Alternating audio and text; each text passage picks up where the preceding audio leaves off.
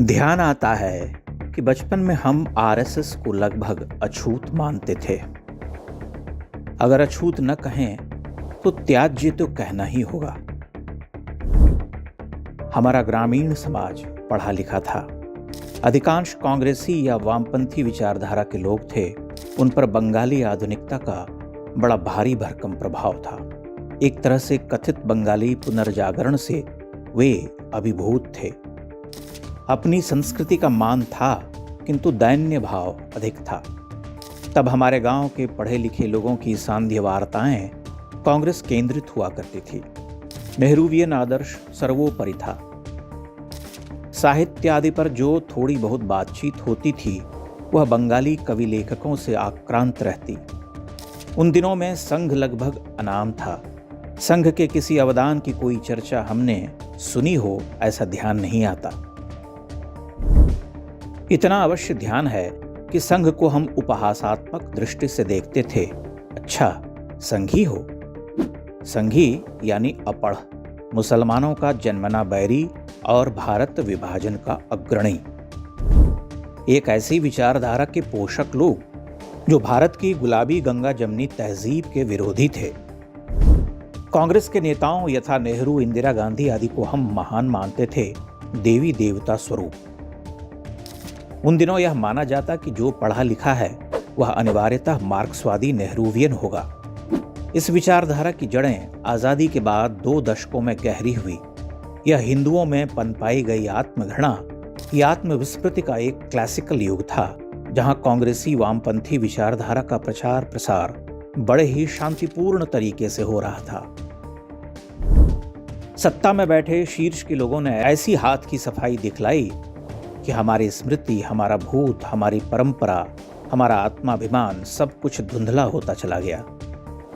लगातार सत्ता में रहने वाली कांग्रेस ने निर्भ्रांत होकर इस कार्य को संपन्न किया। कहीं से कोई प्रतिरोध नहीं था। जो क्षणिक प्रतिरोध हुआ भी वह केवल राजनीतिक था, किंतु उनमें और कांग्रेस की विचारधारा में कोई मूलभूत अंतर नहीं था। 70 के दशक में कांग्रेस के विरोध में खड़े हुए अन्य राजनीतिक दल और कांग्रेस में कोई आधारभूत अंतर नहीं दिख पड़ता। सांस्कृतिक रूप से वे समान ही थे। वे भी उसी कांग्रेसी आइडियोलॉजी से चालित थे, एक शाखा भर, जिसे अपने अलग होने का भ्रम था। इसका प्रमाण जेपी आंदोलन से उपजी राजनीतिक विरासत से मिल भी जाता है। अगर वे नैतिक रूप से कुछ भिन्न रहे होते तो आज उनकी यह दशा न होती। हम कॉलेज में प्रवेश के समय तक संघ से लगभग अनभिज्ञ थे। इतना ही याद आता है कि हेडगेवार और गोलवलकर जैसों को हम गोडसे के बराबर ठहराते थे। वे हत्यारों के नेता थे। हम हेडगेवार के प्रशंसकों का उपहास करते। राम जन्मभूमि आंदोलन का ज्वार जब तीव्र हुआ तब हमने विश्व हिंदू परिषद और संघ को जाना। इसे हमारा सनातनी संस्कार कहिए कि हम राम मंदिर आंदोलन से कभी तटस्थ नहीं रहे। उन दिनों हमारे आसपास के ही कुछ बड़े लोग राम मंदिर आंदोलन के विरोधी थे। संघ और भाजपा को अछूत की तरह देखने की संस्कृति पनपाई गई थी। इसी दृष्टि ने आडवाणी और वाजपेयी जैसे नेताओं को लंबे समय तक कटघरे में रखा। मीडिया उनके साथ सौतेला व्यवहार करता रहा। पूर्वाग्रही दृष्टि रही उनकी। राष्ट्रीय स्वयंसेवक संघ का यह जो अंधा विरोध था वह केवल राजनीतिक नहीं था, बल्कि सांस्कृतिक अकादमिक भी था। संघ से संबद्ध कोई भी पढ़ा लिखा व्यक्ति संघी कहलाया जाता। संघी तो वह होता ही, परंतु कांग्रेसी संस्कृति का समाज उन्हें संघी कहते हुए मूर्ख और दंगाई जैसे शब्दों की भी नत्थी कर देता था।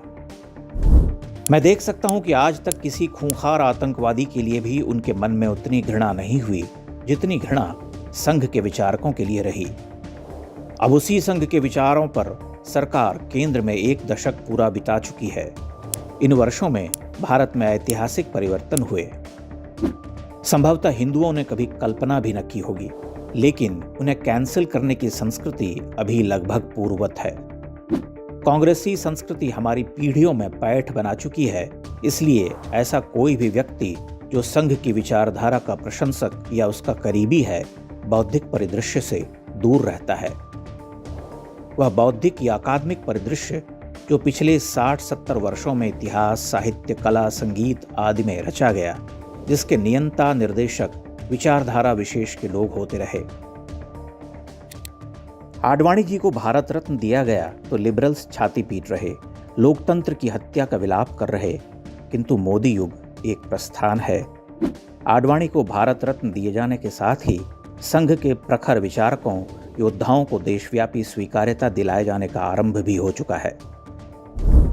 डॉक्टर हेडगेवार, गुरु गोलवलकर, दत्तोपंत ठेंगड़ी, नानाजी देशमुख, एकनाथ जी रानाडे और पंडित दीनदयाल उपाध्याय जैसे विराट मनुष्यों को शत्रु घोषित करने वाली राजनीतिक संस्कृति का पराभव होगा, ऐसा हमारा दृढ़ विश्वास है।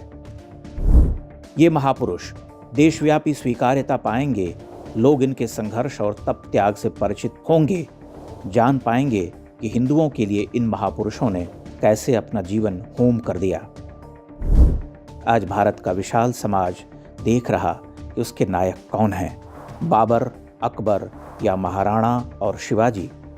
वे जिन्होंने बाबरी मस्जिद को बनाए रखना भारत के लिए आवश्यक माना, जिन्होंने सोमनाथ मंदिर के जीर्णोद्धार का उत्कट विरोध किया, या वे जिन्होंने गुलामी के इन प्रतीकों का ध्वंस कर भारतीय सांस्कृतिक अस्मिता की पुनर्प्रतिष्ठा का मार्ग प्रशस्त किया। उत्तर आपके सामने है।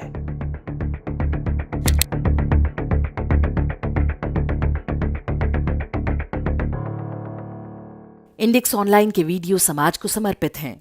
आप इनको डाउनलोड करके जैसे चाहे वैसे प्रयोग कर सकते हैं।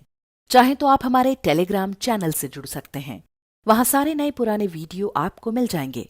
हमारे सोशल मीडिया लिंक हर वीडियो के डिस्क्रिप्शन में होते हैं। हमारा एकमात्र उद्देश्य हिंदू समाज को जागृत और एकजुट करना है। इसमें सहभागी बने। धन्यवाद।